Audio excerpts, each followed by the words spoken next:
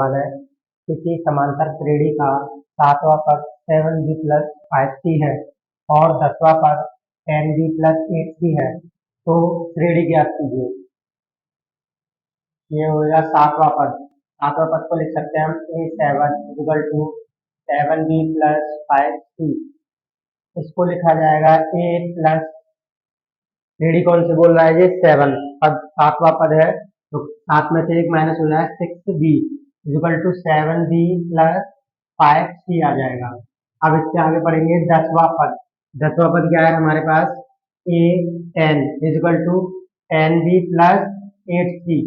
इस पद को लिखेंगे, 10वें पद को क्या लिख सकते हैं, एक माइनस करके लिखेंगे, क्या हो जाएगा a plus 9b equal to 10b plus 8c। इसको इक्वेशन फर्स्ट मान लेंगे और इसको सेकंड, ठीक है। इसके बाद करेंगे समीकरण दूसरा माइनस पहला करने पर, ये समीकरण करने के बाद ये हो जाएगा हमारा a plus 9d equal to 10b plus 8c। First समीकरण लिखेंगे, माइनस करेंगे तो a plus 6d equal to 7b plus 5c। इसके बाद इसको माइनस करेंगे, ये संख्या हमारी प्लस में है, माइनस हो गई, ये भी माइनस, ये भी और ये भी, क्योंकि सारी संख्या हमारी नीचे वाली क्या में है, प्लस की, तो इसीलिए ये माइनस हो गई। a से a कैंसिल हो जाएगा, 9 में से 6 माइनस करेंगे तो 3d इक्वल टू 10 में से 7 माइनस का 3b माइनस 8 में से 5 माइनस करेंगे प्लस 3c। तो d इक्वल टू क्या होगा, 3 कॉमन लेने के बाद ये हो जाएगा b प्लस c। 3 से 3 कैंसिल, तो d बराबर हो गया b प्लस c। ये हमारी आ गई d की वैल्यू। अब a की वैल्यू निकालने के लिए किसी भी इक्वेशन में रख सकते हो, समीकरण में फर्स्ट में रखो या फिर सेकंड में। तो ये यहाँ लिखेंगे हम d का मान समीकरण 1 में रखने पर, समीकरण 1 है हमारे पास a plus 6d equal to 7b plus 5c। यहाँ पर d का मान रखेंगे हम a प्लस 6, d का मान क्या है, ये है, ठीक है। इसमें वैल्यू रखेंगे तो क्या हो जाएगा b plus c equal to 7b plus 5c। अब इसके बाद करेंगे हम 6 का आगे मल्टीप्लाई हो जाएगा, तो a plus 6b plus 6c equal to 7b plus 5c।